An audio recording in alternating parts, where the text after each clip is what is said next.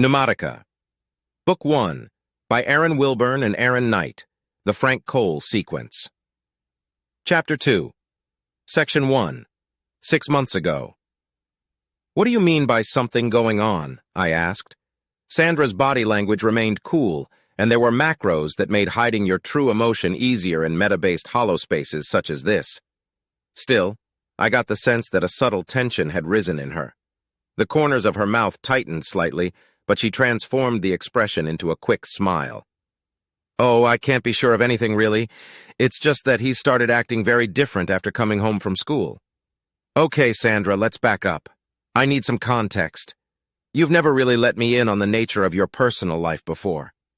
All I know is that you work for Biodyne, in their whole life care division.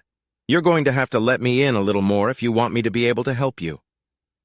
That got an actual reaction from her, one that broke the veneer of calm she'd been projecting. I saw her tense up as she considered the ramifications, her shoulders tightening and back straightening. However, she took a deep breath and very intentionally let the exhale carry the tension with it. She had chosen to trust me, at least a little. Okay, my life in a nutshell. I was already alone by the time I was 16, my parents both dead. They were drug addicts and never left the meta anyway. I figured out that I would need to take care of myself pretty young. Sandra paused there, as if steeling herself for pain. I instinctively reached out a hand to grasp hers, but she only squeezed it once and withdrew from my grip. She continued then, her tone morphing from tense to just tired. I had a knack for helping take care of people with disadvantages. I saw people around me in my same boat, or worse, so I learned that I could not only help, but get paid to do so. So I turned that into paying jobs. I worked outside the system for a while, getting people to pay me a few digits here and there directly, but that never brought in much more than enough for a basic pod script, so I had somewhere to live. And then, I got pregnant. She stopped again, and this time her eyes sought mine.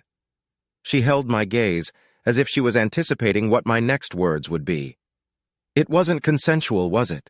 I asked, unable to fully mask my sorrow and anger on her behalf. It was, actually, she said. She shook her head at my raised eyebrow. At least I thought it was. I wanted a baby. I don't want to get into it, but one of my customers became more... Again, she shook her head, finally breaking eye contact. Look, I was a confused, lonely kid. It wasn't rape, but I didn't really understand what I was getting into either. I was still only 18 at the time, and the whole situation went bad. But I wanted my baby. I wanted him to grow up with security.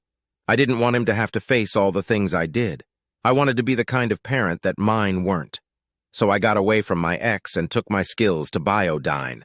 I offered my indenturement in exchange for the resources to take care of my son. I let her words sink in for a moment. I knew there was a reason I liked you, I finally said, an appreciative smile coming to my lips unbidden. What you did took guts. You gave up a lot for your son. Sandra surprised me then. She took my hand and squeezed it hard, and the emotion in her face was barely contained. No, Frank, I think I messed up. I messed up bad. Why? Sandra, talk to me. Tell me what's happening. James is changing. He's always been such a sweet kid. He loves people and is so smart. But when he turned 5 and became old enough for Biodyne's private school program, they started taking him from me for hours on end. Not normal school hours, but extended periods of time. Sometimes right up until dinner time.